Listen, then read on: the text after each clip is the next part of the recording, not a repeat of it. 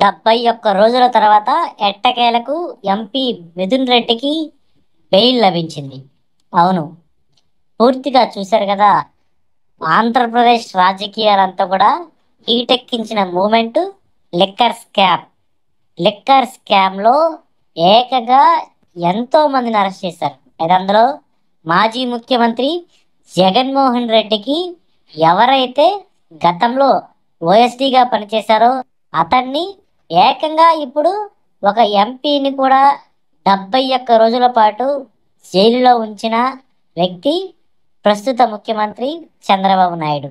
అయితే ఈ లిక్కర్ స్కామ్లో మొట్టమొదటి నుంచి కోట్ల రూపాయల ట్రాన్సాక్షన్స్ జరిగాయని చెప్తున్నప్పటికీ దానిని ఏసీబీ కోర్టు ముందు ప్రూవ్ చేయలేకపోయింది ఆంధ్రప్రదేశ్ ప్రభుత్వం.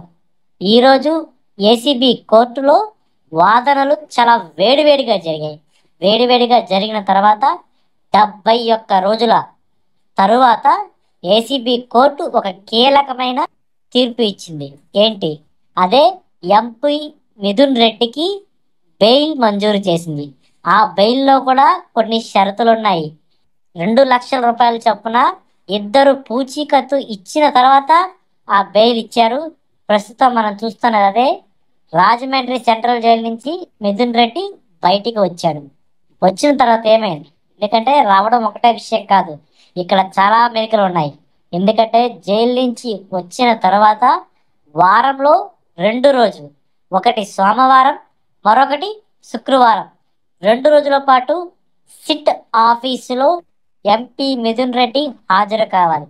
ఈ మెలిక చాలా భలే బాగుంది కదా. అవును, ఎందుకంటే కోర్టు ఇచ్చిన ఉత్తర్వులలో అదే ఉంది. ఎందుకంటే పూర్తిగా కూడా ఏపీలో ఉన్న లిక్కర్ స్కామ్ ఏదైతే జరిగిందని ప్రస్తుత ఆంధ్రప్రదేశ్ ప్రభుత్వం ఒక సిట్ను ఏర్పాటు చేసిందో, స్పెషల్ ఇన్వెస్టిగేషన్ టీంను ఏర్పాటు చేసిందో, అందులో అరెస్ట్ అయిన వాళ్ళు హేమీలు ఉన్నారు. ఎందుకంటే గత ప్రభుత్వంలో ముఖ్యమంత్రి దగ్గర పనిచేసిన ఓఎస్డీగా చేసిన వ్యక్తి, ఆ తర్వాత చెవిరెడ్డి భాస్కర్ రెడ్డి, ఎంపీ మిథున్ రెడ్డి, ఇలా చూసుకుంటే చాలా మంది పేర్లే ఈ స్కామ్లో ఉన్నాయి.